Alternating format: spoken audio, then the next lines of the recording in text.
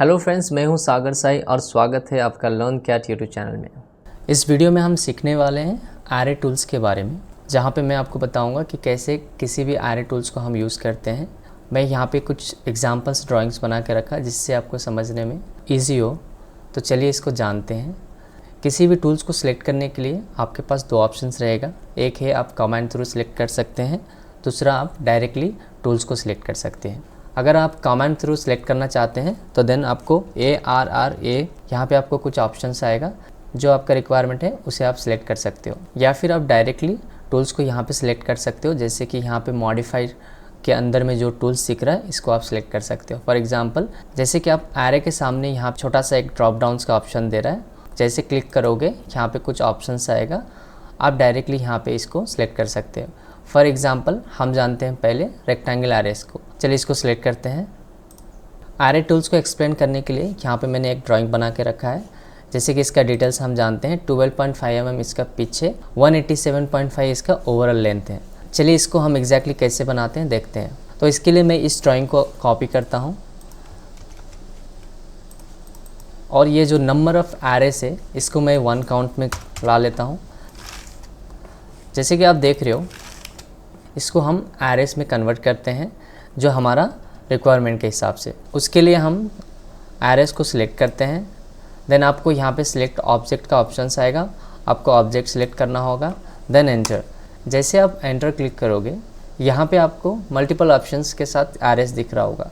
For examples, आपका requirements किस directions में, वर्टिकल्स है या फिर हॉरिजेंटल्स, उस रिक्वायरमेंट के हिसाब से आप ये एरेस को क्रिएट कर सकते हैं। फॉर एग्जांपल, मेरा हॉरिजेंटल रिक्वायरमेंट है तो नंबर ऑफ रोज मैं उसको 1 कर देता हूँ। देख सकते हैं यहाँ पे सिर्फ एक सिंगल लाइन्स में ही वो अभी शो कर रहा है। फॉर एग्जांपल, जैसे कि मैंने पहले बताया था, यहाँ पे मेरा जो पिच है वो 12.5 mm और नंबर ऑफ टीथ्स मैंने 15 दिया था। तो चलिए इसको जानते हैं। फॉर एग्जांपल, यहाँ पे नंबर ऑफ टीथ हमारा 15 है और डिस्टेंस बिटवीन, जैसे कि आप देख रहे होंगे, डिस्टेंस बिटवीन ईच टीथ यहाँ पे जैसे कि उसका पिच बोला जाएगा, वो पिच को आप यहाँ पे 12.5 mm इनपुट देना होगा। जैसे आप उसको एंटर करोगे, एज पर हमारा डायमेंशंस वो ड्राइंग हो चुका है। तो चलिए इसको हम फिजिकली डायमेंशंस देखते हैं। जैसे कि आप देख रहे होंगे, 12.5 हमारा जो रिक्वायरमेंट था उस पिच में इस डिस्टेंस पे ये ड्राइंग क्रिएट हो चुका है। सो फॉर एग्जांपल्स, अगर आपका वर्टिकल्स रिक्वायरमेंट है तो जस्ट आपको यहाँ पे ये जो वर्टिकल्स रो है, नंबर ऑफ रोज़ का जैसा आपका रिक्वायरमेंट होगा उस बेस में भी आप दे सकते हो। जैसे कि आप देख रहे होंगे, जैसे मैंने नंबर ऑफ रोज़ 15 में एंटर किया। फॉर एग्जांपल, अगर आप इसका भी सेंटर या फिर कुछ डायमेंशन, स्टैंडर्ड डायमेंशन देना चाहते हैं तो यहाँ पे जैसे कि आप देख रहे होंगे बिटवीन, इसमें भी आप यहाँ पे दे सकते हो। जैसा दिया उसी डायमेंशन का हिसाब से ही देख रहे होंगे यहाँ पे 12.5 mm वर्टिकली दिखा रहा है। सो जैसा आपका रिक्वायरमेंट हो उस बेस में आप एरेस को यूज़ कर सकते हो।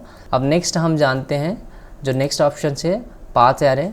नॉर्मली पाथ एरे को हम, जो आपका रिक्वायरमेंट्स पाथ है, अगर उसी पाथ में अगर किसी भी ऑब्जेक्ट को ट्रैवल करना चाहते हो तो देन आप एरे पाथ्स का यूज़ कर सकते हैं। फॉर एग्जांपल्स, यहाँ पे मैंने एक पाथ क्रिएट किया हूँ।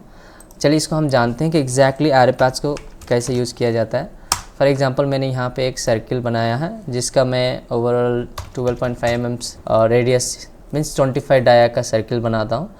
इस जो सर्किल को मैं इसी पाथ डायरेक्शंस में ही एरे करना चाहता हूँ। तो चलिए इसको हम जानते हैं। उसके लिए आप डायरेक्टली कमेंट्स में ARRA, जैसे कि हमारा जो रिक्वायरमेंट है एरे पाथ, उसको आप डायरेक्टली सिलेक्ट कर सकते हो, या फिर डायरेक्टली टूल्स के पास जाके पाथ एरे को सिलेक्ट कर सकते हो। तो फॉर एग्जांपल, इसको हम सिलेक्ट करते हैं। देन जैसे आप सिलेक्ट करोगे, यहाँ पे जो फर्स्ट ऑप्शन है सिलेक्ट ऑब्जेक्ट, आप ऑब्जेक्ट को सिलेक्ट कीजिए, देन एंटर। उसके बाद सिलेक्ट पाथ कर्व्स, जहाँ जो पाथ्स में आप इसको एरे करना चाहते हो उसको आपको सिलेक्ट करना होगा। जैसे आप सिलेक्ट करोगे, यहाँ पे देख रहे होंगे नंबर ऑफ सर्किल्स एक सर्टेन डिस्टेंस पे उसी डायरेक्शंस पे ही वो क्रिएट हो चुका है। इसको भी हम अपने रिक्वायरमेंट के हिसाब से मॉडिफाई कर सकते हैं। फॉर एग्जांपल, जैसे कि अभी यहाँ पे आप देख रहे होंगे जो आइटम्स है आपको 8 दिखा रहा है, आइटम जो है वो फिक्स क्वांटिटीज़ में दिखा रहा है और इस लेंथ पे डिवाइडेड होके ये क्रिएट हो चुका है। सो अगर आप चाहते हो इसका नंबर ऑफ काउंट्स बढ़ाना या फिर उसका सेंटर ऑफ पिच कम करना, तो आप यहाँ पे एग्जांपल्स जैसे कि आप 25 दीजिएगा, देन आप 25 के हिसाब से ही ये क्रिएट हो चुका है। देन अगर आप चाहते हो कि उसको 30 देना है तो जैसे जैसे आप इनपुट दोगे उसी हिसाब से ही ये ड्रा हो जाएगा। नेक्स्ट हम जानते हैं पोलर एरे, जिसको हम एग्जैक्टली कैसे यूज़ करें उसके लिए मैं 2 एग्जांपल्स ड्राइंग्स आपके लिए बना के रखा है, तो चलिए हम उसको देखते हैं। सो जैसे कि आप देख रहे होंगे ये जो होल है इसको मैं पोलर एरे करना चाह रहा हूँ।